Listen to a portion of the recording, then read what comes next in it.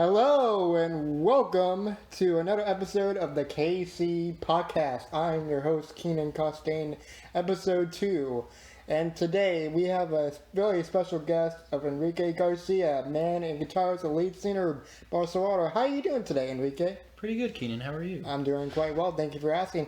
So we'll just jump right into it here. So what was it like to start a band called Barcerado and how it became about?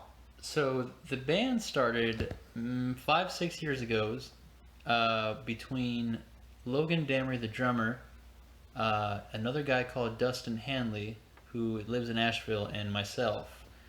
Just one day, late at night, we were talking. I got off work and Logan had texted me and said, "Hey, come over to my house." He at the time was living here in Charlotte. "Come over to my house. Let's jam. Let's just do something." And I had my guitar with me because I had just gotten off church, and I was at work and I still had it in my car. Drove over, and we played around with some chords. And the first song, that was where the first song was written, "Coffee House." Mm-hmm.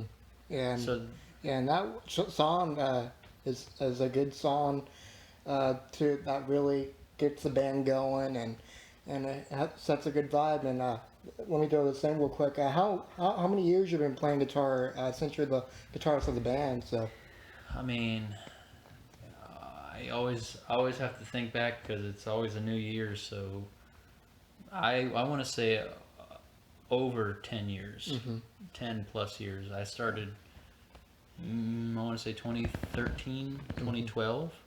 Around that time, my grandma got me my first guitar. So It's been a while. Yeah. So that's really good. And you got anything else to add to the story of the Barcerado, how it came about? I mean, over time, we've just grown. We started off as a trio, and then we, just diversed ourselves over time. Now we have a horn line. We met Chase on the bass, Yeah. and he became a very important part of the band. And yeah, just we've grown, and I think we just keep growing every time we meet up. Absolutely, and that's really interesting to hear about. So, what kind of music do you like to listen to, or did you grow up listening to over the years, or even right now? So, Yeah, growing up, I feel like I listened to a lot of the radio because that's what my parents would have on. So a lot of that early R&B, pop, kind of like I think boy bands were pretty big then, so probably some NSYNC, yeah, Backstreet Boys, to name a few. Backstreet Boys. Yeah. And then like over time, I got into a very scene phase in middle school and high school. I'd listened to a lot of like pop punk, a lot of We the Kings and Boys Like Girls and all that. Just like, oh yeah. but I mean, if there's like a common thing between all the different genres I've listened to, I mean, I think any song that has the guitar as the melody, I think that is the thing I usually latch on to. So most guitarists who have solo projects like Joe Satriani or Mark Lettieri, even like some John Mayer stuff, Yeah. Is there any influences since you started playing, or? I do get. I don't hear it, but some people say I sound like Jason Mraz when I write songs. Right. Yeah. Or like John Mayer, like early. So, but that kind of makes sense because that was what I used to listen to a lot, just like John Mayer exclusively for 10 years of my life. Yeah. For me, I've gotten to country music first, and then over time I've gotten to more of the pop scene, Yeah. John Mayer and Fall Out Boy, and Right. in the elementary, middle school years. So, but going back to Barcelona real quick, is there any cool moments with the band, or even funny moments you had? I know you can name a ton, since I myself seen you guys play in person. And, Right. And just tell me some about that. Yeah, yeah, no, when you go on stage, obviously, some people can get a little louder than others. I think my favorite Barcerado memory, excuse me, was we were playing a show at It's like one of our first. This was before we had a horn line or even met Chase. Mm-hmm. Wow. But it was one of the first shows we played, and it was in Logan Damery's backyard. That was our first show. Was at his house when he used to live here, and that show I remember I was singing for a good maybe halfway through the set until I started to try to interact with the crowd and ask them a question, and they wouldn't respond. Come to find out later after the show, they were like, "Oh yeah, we couldn't hear you at all. We were just here supporting you." Because most of the crowd was the family and friends, so they were just here to support us for playing a show. So just to find out this whole time I wasn't they couldn't hear me. It was kind of funny. It was like, "Oh, so you guys were just nodding?" Yeah. So. To elaborate, they couldn't hear what you were saying into the microphone. Right. So anytime I was saying something or I was singing a song, they were just like shaking their head, nodding, like, "Yeah, this is good." Yeah. But they didn't know what was happening. Wow. So you have a new album coming out with the band, Funky Giraffe. What was the recording process like, or did you have any fun moments of recording of any of the songs that you like particularly from the album? Or Yeah. Funky Giraffe, we recorded it last year in Asheville, UNC Asheville, with the guy I just mentioned previously who started the band with us, Dustin. He recorded us in the little studio they have there, and we just recorded the whole album in one night. Probably not the smartest thing to do. Yeah.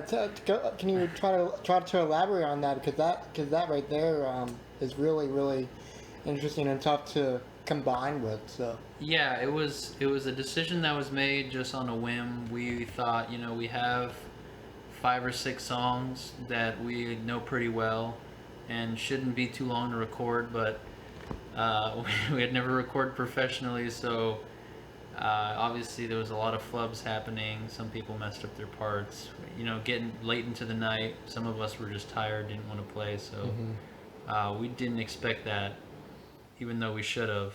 But it was, I could say that doing it, I learned more about the process of it all, and what are the steps that it takes to write a professional grade song. Especially for a band that requires 7 people in it. Yeah, the horns and the guitars, bass, drums, and that takes a whole lot out of the band, and where you want to go. Right. So you always have to plan ahead of time. What are the layers to the song that needs to be done first? How do things sound from going from one phrase to another? It was just a learning experience. Yeah. So what was on that album? Like, I know there's 5 or 6 tracks, but is there any particular song that you like better than most, or do you like it much as the same? I think my favorite track from the album is "Find Me Somebody." That song has a lot of space, if that makes sense. It has a lot of opportunity for like solos or to be more expressive through different layers. That song to me also, I wrote it back when I was looking for somebody, or I was trying to pursue a girl. So I listen to it now and it just reminds me of when I was younger, a little bit more sheepish about my feelings. And so it's like a good little memory, as well as just a cool, simple, fun to play song. Oh, absolutely. It's a good one, and I like my personal favorite, since I've heard a little bit of it myself, is "Just a Game," and it's a good one. I really enjoy the fast tempo and is there any you mentioned Chase on the bass, Chase. How did you so since you were looking for like a new bass player or bass player that you haven't had before, what's the story of how Chase came into the band? Yeah, Chase, first of all, is a phenomenal bass player. He's one of the better ones we met, and we had not really had a professionally. I'm sure he wouldn't like us to brag about him, but he's pretty good at his craft.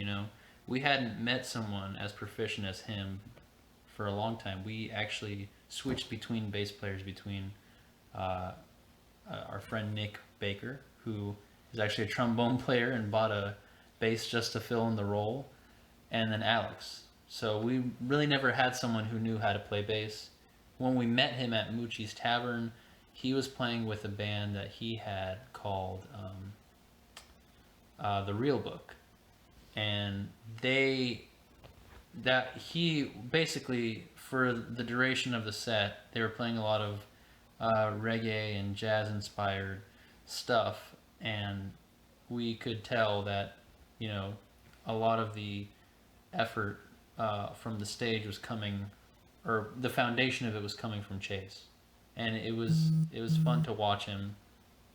Just like, and if you've seen Chase live, he's pretty enthusiastic. He likes to walk around on stage. He likes to be expressive. So it was clear to us that Chase was someone we needed to get in contact with, and just I remember the conversation too. I gotten a text from Logan, and he was like, "Hey, so are we gonna ask Chase to be in this band?" And I was like, "Yeah, we probably should." The next day rolls around, and Chase doesn't skip a beat. We meet up with him just to have a jam session. We were gonna ask him that day, and the first thing he says to us was like, "So am I in this band or what?" So he actually just initiated it. He was the first one to think about it, and we're like, "Yeah, pretty much." That's awesome. So yeah, no, but I mean, Chase has elevated the dynamic to what this band could be. Yeah, for sure. But is there any upcoming projects with the band going forward, or? Yeah, we actually are trying to push more of an online presence, especially with Logan moving to Minnesota. He won't be around for a lot of the live shows we'll be putting on, so we're really trying to push while we have him here, play more live shows, but also just put more stuff out on the internet so that we can start growing a fan base. If we can't grow it outside, then maybe from the internet. So I have music written for sure that I want to share, and tomorrow I'm actually meeting with Logan and Chase to finish some of these songs, and I'm actually pretty excited. It's the first time I've actually really been excited to perform something other than my personal music. Oh, that's fantastic to hear, and I know you guys are excited to get the Funky Giraffe album out as soon as possible, even though it was such a long and hard process to get out. It was. Just, I know you guys worked really hard on it. I know that for sure, and I know that Chase and Alex and Logan just told me a little bit about that, and Yeah. that's really exciting to hear. And if you have any advice, what would you give to anyone that is listening to this podcast and so on? Yeah, music advice, I assume, or any... It could be any advice. It could be music advice. It could be any advice. Life advice. Life advice. I mean... I'll tell you currently what's helped me get through some of the hard times, especially with 2020 being as it is. Oh, yeah. You gotta know, for me this has helped, what you want. I think a lot of people cruise through life understanding that we're only here for such a limited amount of time, just have a good time and get through it. But I think the best moments that you get out of life is when you put the effort and see what's come out of it. So really look for what you want understand your place where you're as an individual and see where you want to go, and then pursue that. And I think the best feelings that I've ever gotten was when I've worked hard for something and it's paid off. So really just push yourself to a limit, or not a limit, push yourself past your limit and really see what you can do, because what you get out of life is what you put into it. That's pretty powerful indeed. Um, I would, I would not agree any more to that. Just keep pushing through and just see what happens and just do what you love. I mean, it's basically how you put it.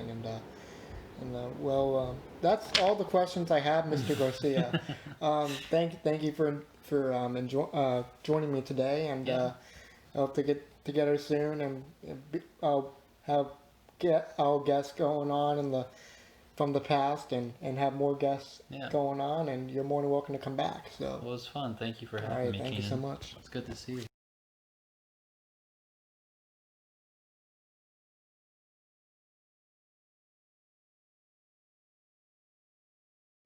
So that's the cut. So Keenan, what kind of inspirations brought you to where you're at now? Um, with music or just in. Yeah, music, or how did you start, and how has it changed over time? That's a good question. Well, I started back in February of 2009. I was 11 years old. I was in the fifth grade. I remember my parents said to me one day. Actually, I have a neighbor that lived 2 blocks down that plays guitar, and then I think either my mom or my dad asked me like, "Hey, do you want to learn how to play guitar, get lessons?" And I'm like, sure, yeah, let's give it a shot. And I had a really great teacher for about 9 years of my guitar year experience, and he was really good at what he did. His name is Ralph Orleski, and he was really great. He did some great classic rock stuff, blues, and a lot of great other stuff that he did. He's been with multiple bands and stuff, but for me, um, people that influenced me was Brad Paisley. I would say Kenny Chesney. Later on, when I got a little older with blues, Stevie Ray Vaughan. You got um,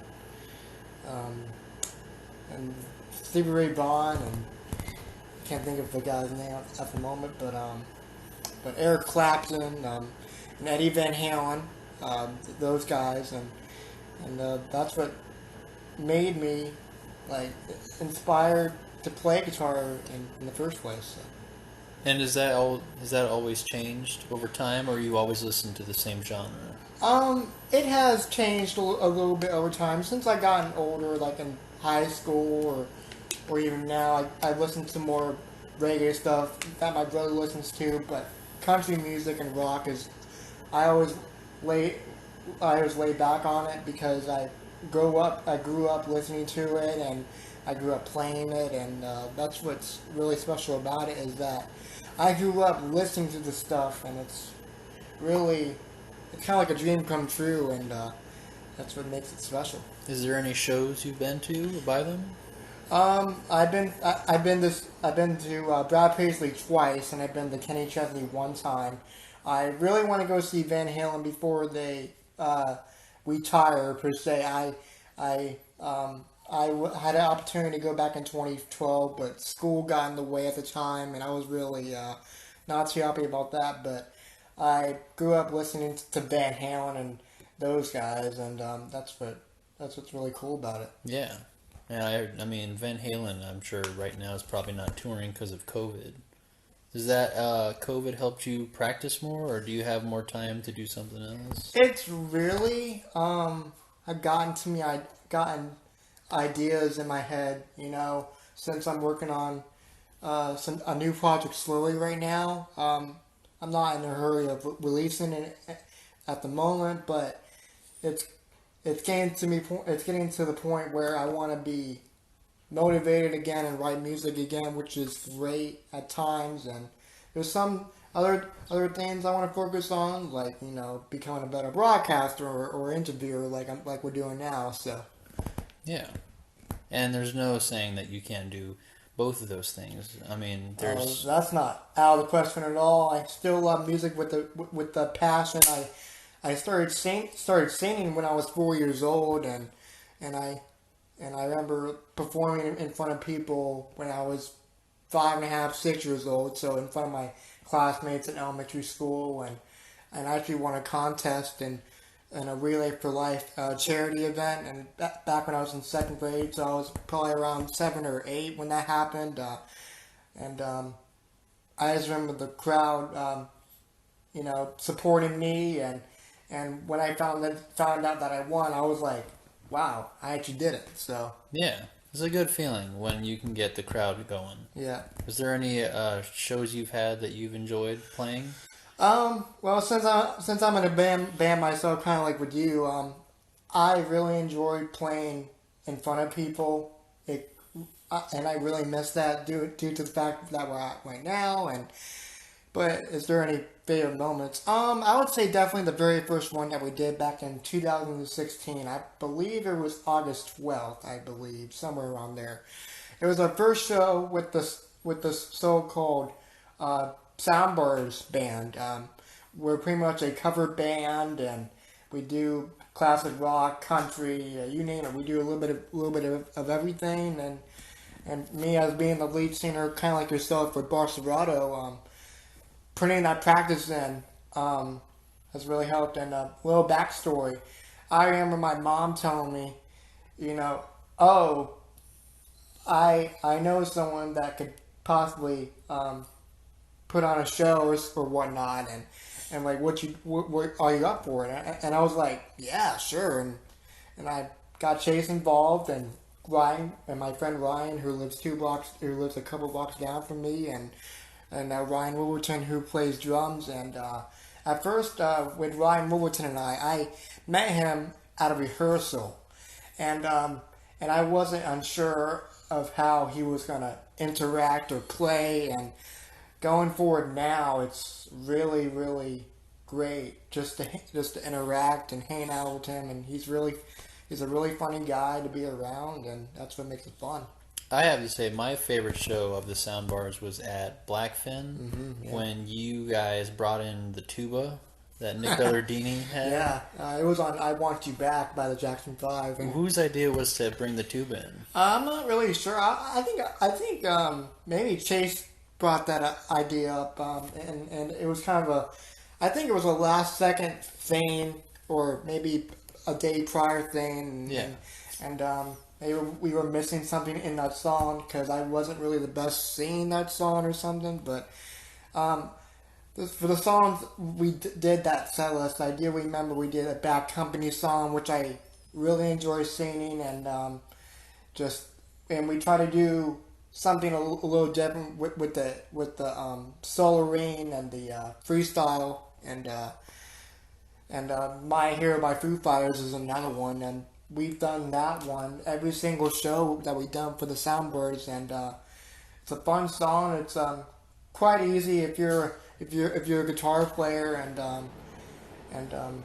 yeah. So Yeah, no, you guys when you started singing "I Want You Back," that was the largest crowd response I heard from any band, any new band that came. So that was probably my favorite one from that set list. And then you guys have always done Foo Fighters, which has always came out perfect. And Ryan Clark, I was surprised to find out that you've known him for a long time, but he's always just been this good at guitar. yeah, he's unbelievable for sure. He puts in the work, and he really cares about what he's doing, and he's really quiet at times, but he's willing to help out and give you feedback, and he's helped me become a better guitar player, and it's really fun to play with him, and we bounce ideas off each other. He says, you do this, I do that. I'm like, okay, that's fair enough. So Right. No, you guys always sound great. every time you go out. But yeah, no, the music-wise, I wanted to know, who is like in charge of the set list, or is it usually like you guys get together, or is there usually like someone brings an idea and then you guys bounce it off each other? I think we usually bring it in a rehearsal, and Chase does a good job signing everything up, and we and then over time we think of ideas, and I'm like, oh, how about this, and I'm like, we'll see about that one, and Yeah. so it's a mixed bag, so I would say. But Yeah. Will you only play specific genres, or are you pretty open to most everything? I'm pretty much open to everything. I mean, it depends what song it is in that genre. I know I can't sing every song known to man known to man unless you really put the effort into it, um, so that's what music is like trying everything that you can, and having fun with it. No, it is, and as long as everyone else is responding to it as well as you are, I mean, that's all that matters, really. Yeah. I'm not sure that's on. So we're 10 minutes in. Is that Yeah, that's good. okay? So Good. we'll stop